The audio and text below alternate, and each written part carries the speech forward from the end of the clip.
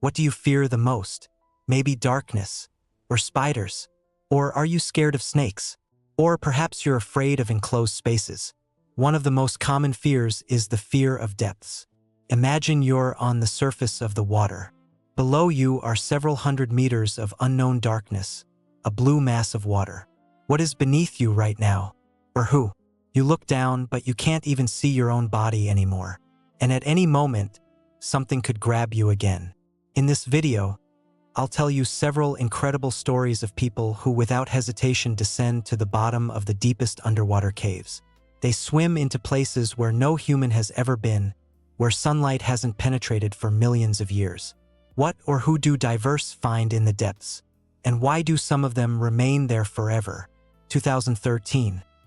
The Jaskin 4 was a small tugboat that operated in the river delta, towing oil tankers. On May 26th, the boat was performing its routine work. There were 12 crew members on board. After escorting another oil tanker, the ship headed back. And at 5 a.m., a storm began. The vessel was tossed from side to side, and then a gigantic wave appeared in front of the tugboat. The force of the collision was so great that the ship flipped upside down. And in that position, it sank to a depth of 30 meters. Everything happened about 40 kilometers from the coast. 12 crew members died instantly. The Dutch company DCN Diving immediately sent rescue ships and a helicopter to the site of the incident. The rescuers found the wreckage site and marked it with buoys, started knocking on the hull of the ship, and lowered divers. No signs of life were detected. 3 days later, the company that owned the vessel hired a team of 6 deep-sea divers to retrieve the sailors' bodies. The first group of 3 people set off to search for the deceased. For more than an hour, the team tried to open the doors, attempting to penetrate inside. The sight was horrific. Imagine a ship that had just sunk, cabins that were inhabited just a few hours ago. And then one of the divers, Nico van Heerden, swam onto the main deck of the ship. He swam into a narrow black corridor of the vessel, paused briefly to look around, and then felt something grab his shoulder. At a depth of 30 meters in the corridor of a recently sunk ship, he felt something touch him. What was it? The main and most interesting thing in this story is that the divers were filming everything on cameras. And here are the real footage from Nico van Heerden's camera during that dive. All right, keep him. All right.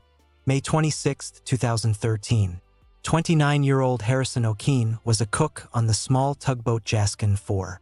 Early morning, the man wakes up to go to the toilet, and who could have thought that this would save his life? The thing is, the ship was sailing in the Gulf of Guinea, where special safety rules were in place due to frequent pirate attacks. The crew of 12 people was required to lock themselves in their cabins during sleep. It was because of this rule that the other sailors died instantly. They simply couldn't get out of their cabins. But Harrison was in the toilet at that moment. He opens the door, and a wave immediately carries him into one of the cabins. He survived by a miracle. The wave dragged him along the deck with it.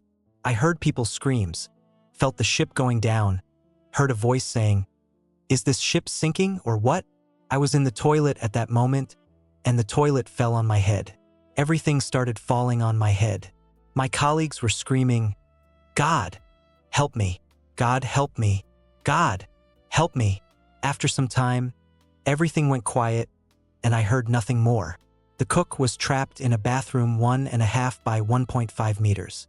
The ship was already flipped over at that moment, and the man was holding onto the sink. When the tugboat hit the bottom, Harrison found himself in an air pocket. A small room, and above him 30 meters of water. Everything around calmed down, and now the man was in complete solitude, and in absolute darkness. For several hours, he just held onto the sink, not knowing what to do. The situation was absolutely hopeless. And then he heard knocking. That was exactly the knocking from the rescue ship. They were trying to determine if anyone was alive, and Harrison knocked back. But they simply didn't hear him. The knocking stopped, and Harrison seemed to lose his last hope of rescue. After a day, he decides to swim. Roughly realizing where he was, he understands that the neighboring room is probably the engineer's cabin, which means there are flashlights and tools there. Harrison dives underwater and swims to the neighboring cabin by touch. Here is the second incredible stroke of luck. Also an air pocket. He can surface and breathe. About a meter in height, which means there's enough air here for a couple more days. It was in this room that he would spend the two most terrifying days of his life.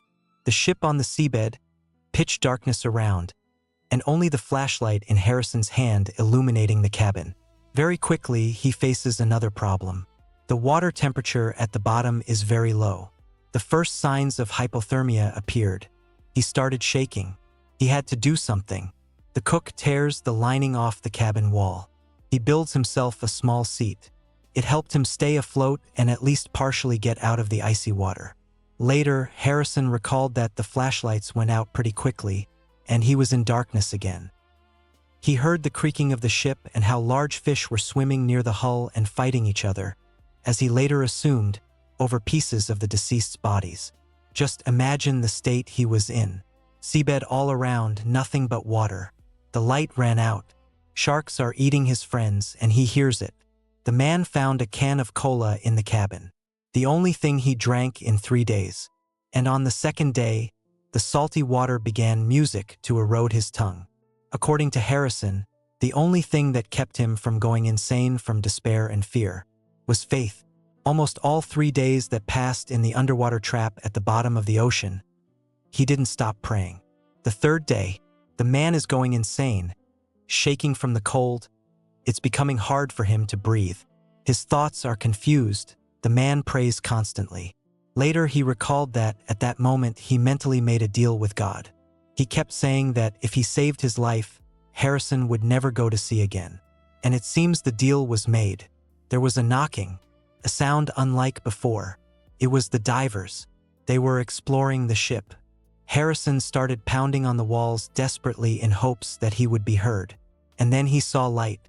One of the divers swam right down the corridor near the cabin. Harrison jumps into the water after him in hopes that he would be seen, but he doesn't make it. The diver swims further without noticing him. Harrison was literally a couple of meters from rescue. He surfaces back and continues to wait, and the diver swims back. Harrison dives a second time, and this time he manages to catch the rescuer. The man led the diver to his rescue air pocket. Afterward, he said, "When the diver gave me water, he watched me very closely. All this time while he was looking at me, he was trying to understand if I was really human. It was clear that he was actually scared." According to the rescuer's calculations, the cook was pulled out just in time. The oxygen should have run out in a few hours. They immediately gave him an oxygen mask. It would seem that everything was fine. The man was saved, but it's not that simple. He is at a depth of 30 meters. He can't just be lifted quickly from the depth. Music, it's dangerous. A sudden ascent could cause an attack of decompression sickness in the exhausted man. The divers had to quickly figure out how exactly to get him out of there. And after a couple of hours, they began the rescue operation. The survivor was warmed with hot water, taught right there how to use diving equipment, escorted to the decompression chamber that they themselves used. And only after that could Harrison rise to the surface. The man was saved. Interestingly, when he was asked how long he spent underwater, he answered, 12 hours, although in reality it was 3 days. Out of 12 crew members, only he was raised alive. How did his life turn out after? He returned to his hometown in Nigeria. The local residents there are very superstitious and religious. After the miraculous rescue, many became convinced that he was a sorcerer and used black magic. That's why the man simply didn't go to his colleagues' funerals. He kept asking himself for a long time, why him? The man felt guilty that only he survived. He constantly had music nightmares. His wife said that her husband would jump up at night screaming that he was underwater again. And remember the deal with God. He promised that if he survived, he wouldn't go to sea again. Well, I found a video where he's on a ship again. 30-year-old Jacob Childs, a very experienced diver, but sometimes experience isn't enough if you're fighting the elements. Jacob and a small group were supposed to jump into the sea from the ship, but everything didn't go quite according to plan. Here's his quote, "We couldn't drop anchor for a long time, and when it finally happened, Several divers were at different stages of readiness for the dive. I jumped into the water one of the first, and the last one from the group entered the water only about 15 minutes later. And all this time we were fighting the current. Then we started descending along the anchor rope. One diver was at the top. I wanted to switch places and couldn't hold on. When I surfaced, I was being carried along the side of our yacht. There was no towing line behind it, and I had nothing to grab onto. By the time the captain threw it to me, I had already been carried too far. During the preparation for the dive, Jacob was carried into the open sea by the current. Then Jacob found himself in the water alone. Nothing on the horizon. And what's remarkable about this story is that Jacob, while in the open sea, also turned on the camera. Many boats were immediately sent to search for Jacob, but he didn't see a single one. He saw search helicopters circling nearby, but they simply didn't notice him. This video could have been Jacob's last video, but at 5:30 p.m., the searchers managed to spot him from the air, and half an hour later he climbed aboard the Marine Police boat. He was rescued right after sunset. According to the officer who led the rescue operation, Jacob saved himself. He was able to stay calm, thought to inflate a marker buoy so he could be spotted more easily. He did everything exactly as he should. And this experience didn't deter Jacob from diving. I'll dive again, and probably tomorrow. Late 2000s. Tennessee. Ben McDaniel, the eldest of 3 sons born to Shelby and Patty McDaniel. Son of wealthy parents. But things were going terribly for him. He returned to live with his parents after divorcing his wife. His construction business collapsed, and now he owed $50,000 in taxes. And in 2008, his younger brother, 22-year-old Paul, passed away. Ben found Paul unconscious at home. He tried to resuscitate him, took him to the hospital, but couldn't save his life. At first, they thought the younger brother died from a stroke, but then it was established that he died from an incorrect combination of medications. In simple terms, an overdose. Ben was in mourning, and then his parents suggested he take a so-called creative vacation. The guy took his chocolate Labrador dog and went to live in his parents' house in Florida on Santa Rosa Beach. He moved to this house in April 2010. The move allowed Ben to pursue his favorite hobby, scuba diving. He first took it up at 15 years old. He trained with scuba gear in the family pool. Now Ben was diving at Vortex Springs. This is the largest diving center in the state. The most experienced divers come here to see the local underwater cave, which starts at a depth of 20 meters. The cave is dangerous. All divers here must sign a liability waiver. The main attraction of Vortex Springs is the cave that starts at a depth of 90 meters. At the depth near the entrance to this cave, there is already the famous sign. It depicts death itself, warning divers of the danger. The entrance to this cave is closed by a gate and a lock. The center doesn't issue the key to the gate until the diver shows a cave diving certificate, which requires 2 months of preparation. Also, each diver must complete 125 dives with an instructor. All this indicates that the place is extremely dangerous. In the 90s, a group of 13 divers already died here. The full length of the cave is still unknown. In some places, the passage narrows to 30 centimeters. That is, divers have to remove their tanks and drag them behind. Ben dived in this place very often. Regular visitors and employees of the diving center already recognized him. But Ben always dived alone. Why? Some said he was too confident in his abilities and even a bit narcissistic. That is, people just didn't want to swim with him as a partner. But his father said that Ben was fearless. He followed his passions. Mid-August 2010. For months after moving to Florida, Ben returned to his parents. He decided to visit them for 1 week.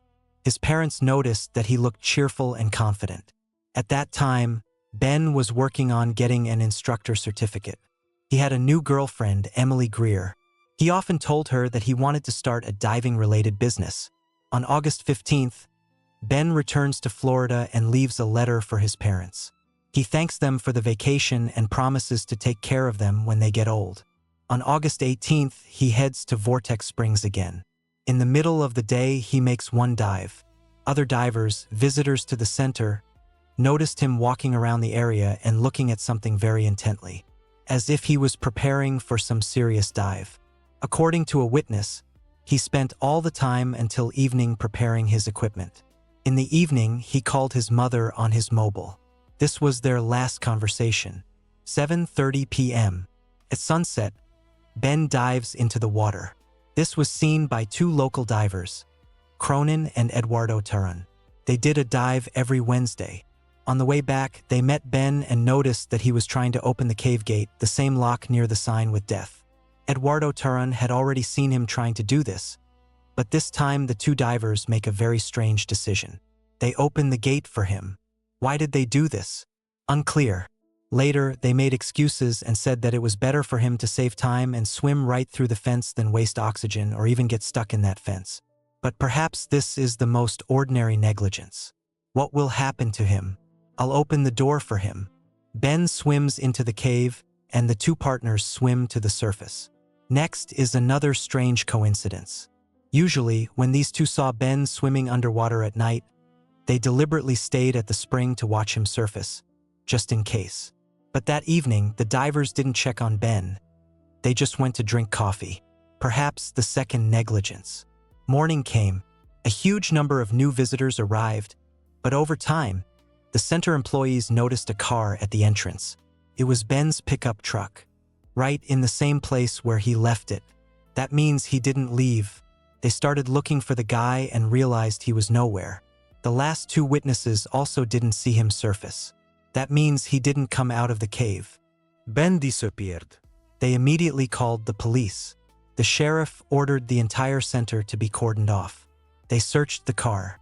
No tanks, no wetsuit, no other diving equipment there. No signs of a struggle. No traces. Also in the car, they found his mobile phone and $1,100. The police went to Ben's home.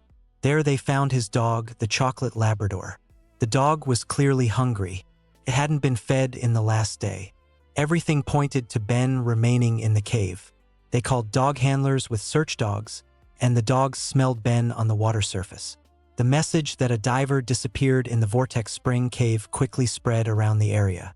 A huge number of professional divers volunteered to participate in the rescue operation. The police also informed Ben's parents and girlfriend that he was missing. Experienced divers began to examine the cave. They studied every crevice, every crack where Ben could have gotten in a panic. The cave was indeed very dangerous. For several days, the divers explored it. One of them even said that they almost died during the search. But over several days, none of the divers saw a single trace. The only thing found was Ben's equipment at the cave entrance. 3 tanks that were left at the gate. Divers often place additional air tanks at points on the way to the exit. But strangely, these tanks contained ordinary air, not the special gas mixture as required. The tanks used, of course, were not. By Sunday, August 22nd, no other traces of Ben were found. Local divers said they simply didn't know where else to look. Moreover, each dive is very dangerous. Then the parents sent a message to Ed Sorensen, an experienced speleologist, a specialist in rescuing people. Ed had 2,500 dives to his credit at that time. This is one of the most experienced cave divers in the world. The Tampa Bay Times newspaper described Sorensen as a man capable of penetrating where other divers cannot. The man arrived at the site the next day and immediately started searching. That day, he made 3 separate dives, going half a kilometer deep into the cave. He swam 50 meters further than the places marked on Ben's map.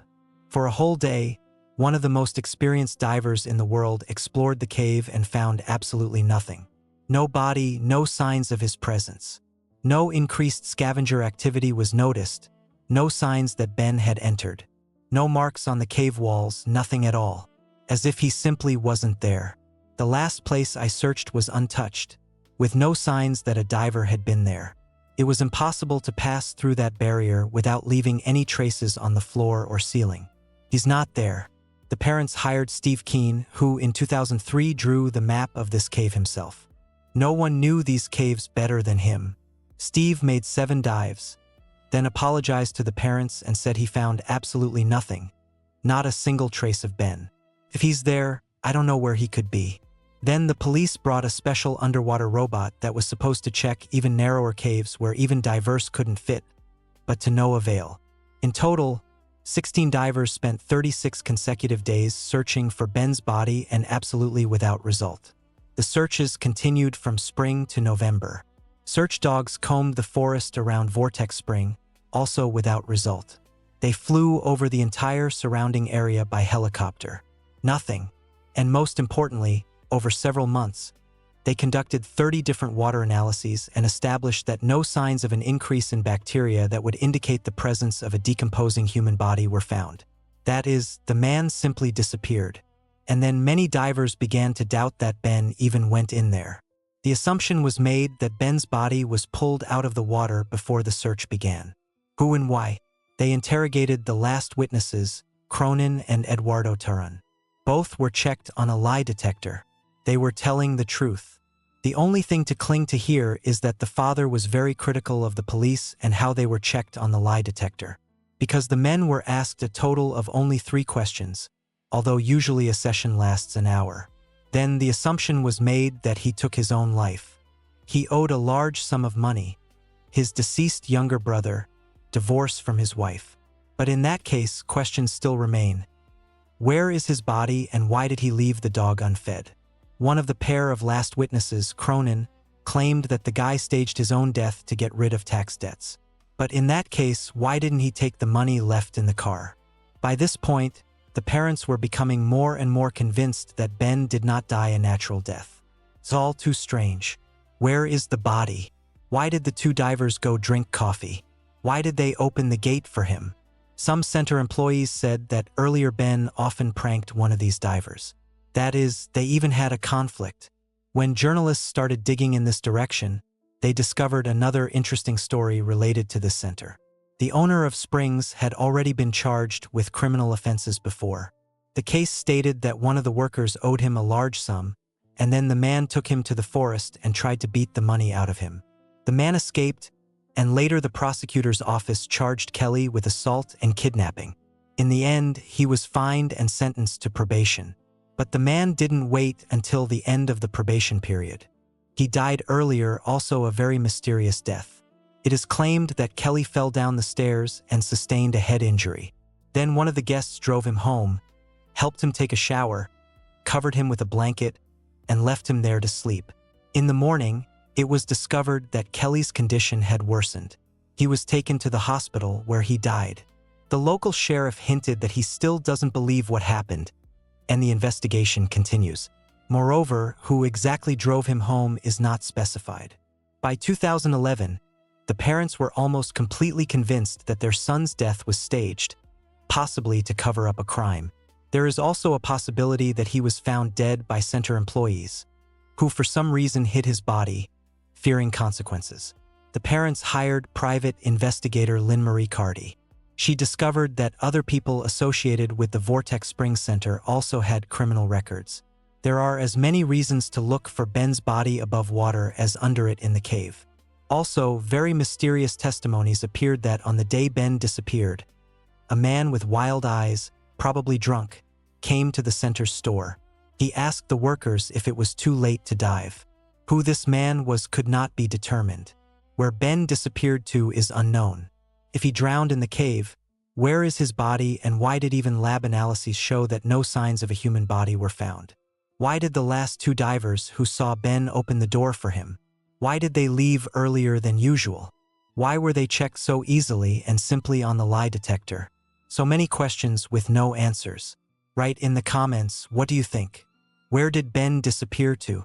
Is this an ordinary accident or a real criminal detective story? Diversemétrie.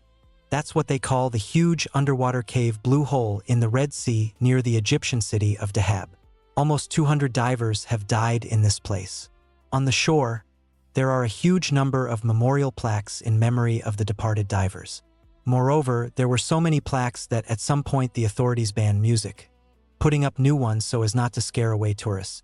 The depth of the Blue Hole is about 130 meters, and at the bottom, bodies still lie. That is, divers who reach the bottom can meet them there. One of the most famous and creepy examples of a diver's death in this place is the death of Russian diver Yuri Lipsky. The thing is, he filmed his entire dive on camera, and at a depth of 80 meters, he started nitrogen narcosis. He could no longer control his body. His movements became uncoordinated. He started losing consciousness. His body, along with the camera, was retrieved from the bottom, since the video literally shows a person's death. I can only post something like that in the Telegram channel, unfortunately. Go there, link in the description. Dion Dreyer, a 20-year-old South African scuba diving enthusiast, grew up near Johannesburg. Besides diving, he loved hunting, racing powerful cars, motorcycles, and making obscenely loud car stereos in cars. In general, a typical 20-year-old guy. But even by his 20s, he had managed to make about 200 dives. And then he was invited by several divers to the Cave Diving Association. He was offered to make a dive in Bushman's Hole. The depth of this place is 283 meters. Very, very few people can descend to the bottom. They planned a descent to 150 meters and asked Dion to back them up.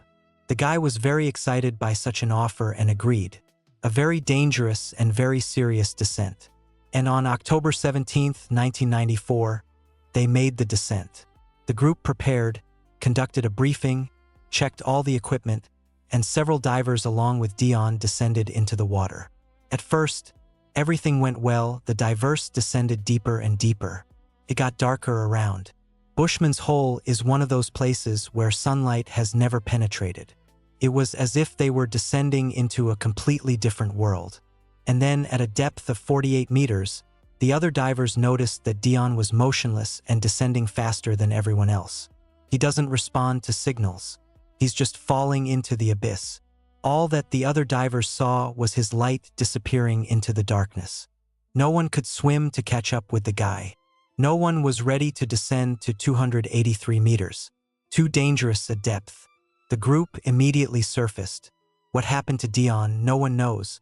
Assumptions were made that it was nitrogen narcosis again. Rescuers began searching for the body, but only a handful of people on the entire planet could descend to this depth. Therefore, they used a small submarine to explore the cave bottom. The only thing the submarine could find was the helmet. It didn't find Dion's body at the bottom of Bushman's Hole. Long years passed. Dion's parents installed a memorial plaque at the entrance to Bushman's Hole. The rescuers accepted the version of an accident during an extreme descent, and Dion's body remained lying at a depth of almost 300 meters for a long 10 years. October 28, 2004. David John Shaw, a 50-year-old Australian scuba diver, formerly an airplane pilot. Incredibly experienced diver, one of the best on the planet. On October 28, 2004, David planned a descent to 270 meters, and Bushman's Hole turned out to be the perfect place to carry out the plan.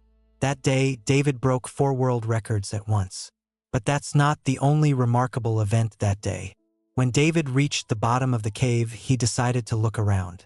A lone diver in complete pitch darkness, at an incredible depth from where he couldn't even be rescued, pointed his flashlight at something terrifying. He swam closer and saw a person. More precisely, the remains of a person in full gear with tanks and necessary equipment. The body was lying on its back, a mask on the head. There was no skin on the face. David marked the place and began ascending. He ascended to the surface in 8 hours. It's a very long, complex process, as I already said. Only after 8 hours did he see people on the surface and immediately told them, "There's a person down there. It's Dion Dreyer." And then an idea came to David's mind. He met with Dion's parents and said he could retrieve their son's body if they wanted. The parents agreed. Preparation began for an incredible operation. Only dozens of people from the entire planet could descend to such a depth in principle. And now he's not just breaking records, but also lifting a person's body. A very technically complex task. They developed a lifting scheme, assembled a huge group of almost 30 people. David's wife made a special bag in which to put the body so it wouldn't fall apart. By the way, the wife never attended her husband's descents. She was very worried. They both realized that each descent was too dangerous, and it could be the last. They even had a special protocol in place. In case something happened to David, he asked a familiar priest to tell his wife. The priest was supposed to be the first to contact her. As his assistant, David invited Don Shirley, his longtime partner. Together they had made several dozen dives. They also invited Gordon Hiles. This is a director who decided to make a documentary film about the dive. They made a special helmet with a camera attached. And this, by the way, is a very complex design considering what year it was. David and Don Shirley decided to hone all their actions. They conducted a rehearsal. Don in diving equipment lay on the bottom of the lake. David swam up to him and tried to put on the bag. They calculated that all these actions would take 6 minutes. Next, the plan was, David was supposed to attach the bag to the safety rope, then attach Dion's equipment and start the ascent. Then, at a depth of 220 meters, David was supposed to hand the bag with the body to his partner Don Shirley. Shirley would hand the body to the next diver at a depth of 170 meters. That one would hand it to the next diver at a depth of 120 meters. In this way, already an hour after the start of the dive, the body should be on the surface. The divers themselves would ascend for many more hours. On land, a group of 2 people works. Also on land, there is a hyperbaric chamber and doctors working. On January 8, 2005, everything was ready for the descent. Before the dive, Don Shirley asked David, "If something happens to you, should I descend to help you?" David replied that if he needed help, he would signal with the flashlight. Also, both divers said before the dive that if something went wrong, their bodies didn't need to be retrieved. At 6 a.m., David said to Don, "See you in 20 minutes," and he dove into the water first. 13 minutes later, his partner Don dove. Everyone froze in anticipation. The divers descend into the water one by one at the appointed time. On the shore, the parents are waiting for their son's body. The appointed 70 minutes pass, but no one is on the surface. 75 minutes, 80. No body, no divers. Then 2 divers surface who were waiting at the upper sections. Simply no one swam up to them. Another hour passes. No one. After 2 hours, 2 more people surface. One of them has a sign in his hands. The thing is, at depth, divers communicate using signs. It's simply impossible to exchange information in other ways there. On the sign, "Didn't meet D plus D. Waited 6 minutes at 150 m. Not sure D's light is off." When the group saw this sign, everyone immediately understood that most likely David and Don wouldn't surface. But they were wrong. One of the divers decided to go help. He dives after Don and David, and after 12 hours, Don, David's partner, surfaces. In his hand is also a sign with 3 words on it. "Dave not coming back." That day, several hours later, there was a knock at David's wife's door. On the doorstep, she met the priest. Don spends several hours in the hyperbaric chamber, then 2 weeks in the hospital, and only after a month does he come to his senses.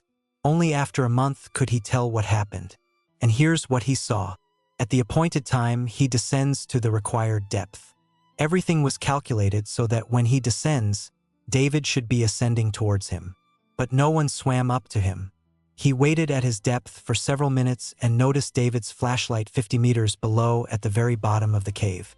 And the flashlight wasn't moving. Don decides to swim to help. He had never descended to such a depth. This is his first dive. 240 meters, 260. David's flashlight still isn't moving.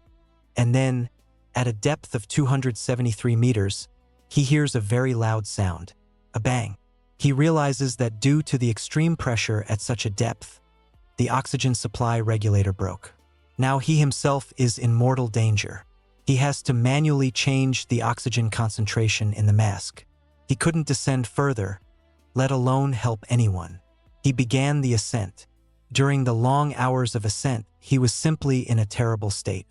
At some point, he simply didn't understand what was happening. He was losing consciousness and his head was spinning. He was constantly nauseous, and at a depth of 50 meters, he finally saw the light of the flashlight of the diver who dove to help him. This probably saved his life.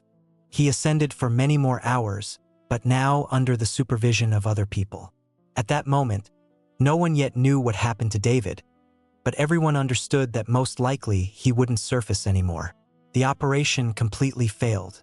For several days, the group collected equipment at the entrance to Bushman's Hole. They started retrieving the safety ropes from the water. And only then, several days after the dive, they noticed a person. One of the group members immediately dove to see what it was. It turned out to be two bodies. Apparently, at the very bottom, David got tangled in the safety ropes. And when several days later they were pulled up, David surfaced. Yes, it was David Shaw's body. And next to him, Dion's body. They were immediately pulled out of the water and saw the camera attached to David's helmet. Now they could see with their own eyes what happened at the depth. 6 a.m., the moment of descent. David descends underwater. At the bottom of the cave, he moves away from the rope and finds Dion's body. He immediately starts putting it into the bag. But here something goes wrong. His hands are shaking from the incredible pressure. He tries to put the body into the bag, but he can't. At the same time, visibility is poor. He takes out scissors, apparently tangled in something, constantly checks the time. Silt at the bottom rises, and he sees nothing. Then he gets caught by the flashlight on the rope, and apparently he starts losing consciousness. David turned out to be one of those who filmed his own death on camera. He simply couldn't handle the depth. The incredible pressure killed him. But nevertheless, David fulfilled his promise. At the cost of his life, he raised Dion's body to the surface. Of course, David knew the risks he was taking. He was well aware of how dangerous the things he was doing were, but nevertheless continued to do what he did. Friends, take care of yourselves, like this video and a new story soon.